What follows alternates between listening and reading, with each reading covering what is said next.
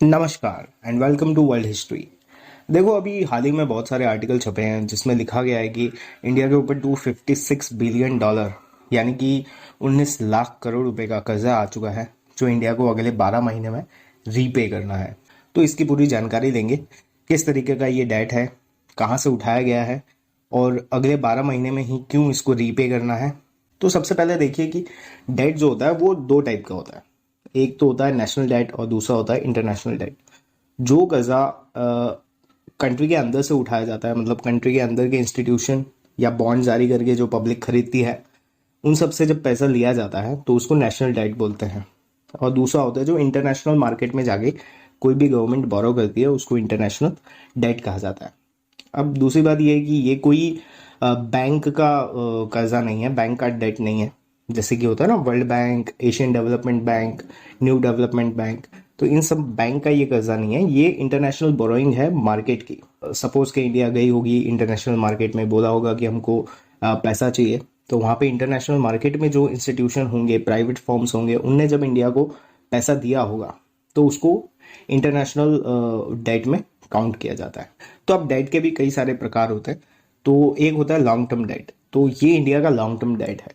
मतलब इंडिया ने ये पैसा लिया होगा आज से 10-15 साल पहले, और 2022 की डेट फिक्स हुई होगी कि भाई 2022 में हम आपको रीपे करेंगे। तब तक हमने इंटरेस्ट भरा इन पैसों का और इन पैसों को इस्तेमाल में लिया, क्योंकि किसी भी कंट्री को रन करने के लिए पैसे की ज़रूरत पड़ती है। तो डेट तो हमेशा लेना ही पड़ता है, कोई भी कंट्री हो, यूएसए हो, जापान हो, सारी कंट्रीज डेट लेती हैं। तो ये डेट तो इंडिया आराम से रीपे कर देगा, क्योंकि एक मैंने वीडियो बना रखा है जिसमें इंडिया ऑल टाइम हाई अपने फॉरेक्स रिजर्व पे पहुंच चुका था आज से 2-3 महीने पहले। तो अब वो फॉरेक्स रिजर्व इंडिया का हो चुका है बढ़ के 800 बिलियन के आसपास। तो इतना पैसा हमारे पास रिजर्व में पड़ा हुआ है। ये जो फॉरेक्स रिजर्व होता है ये डॉलर में होता है, तो इतने डॉलर हमारे देश के अंदर अभी हमारे पास हैं। तो हम ये $256 बिलियन को रीपे आराम से कर सकते हैं। थोड़ा सा फॉरेक्स रिजर्व जो है वो हमारा कम होगा, पर उससे कोई प्रॉब्लम नहीं है, क्योंकि इंडिया की इकोनॉमी जो है वो बहुत ही अच्छी स्पीड में रिकवरी कर रही है और आगे बढ़ रही है। अभी हाल ही में हम $3.1 ट्रिलियन की इकोनॉमी बन चुके हैं, तो काफ़ी अच्छा ग्रो कर रहे हैं हम। तो ये रीपे कर देंगे हम आराम से लोन।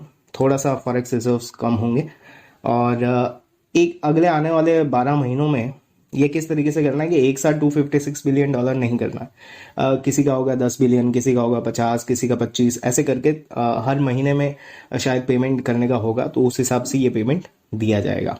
अगले आने वाले 12 महीने में इंडिया जो डेट चुकाएगा उससे ज़्यादा डेट हम ले सकते हैं, क्योंकि हमारी इकोनॉमी, जैसा कि मैंने बताया, काफ़ी अच्छी ग्रो कर रही है, तो हमको पैसों की ज़रूरत पड़ेगी। तो इंडिया ये रीपे करके शायद और भी डेट उठा सकता है। तो ये था पूरा एनालिसिस इस $256 बिलियन के डेट का। अगर आपको वीडियो अच्छा लगा हो तो लाइक करें, चैनल को सब्सक्राइब करें, क्योंकि history repeats itself. Thank you.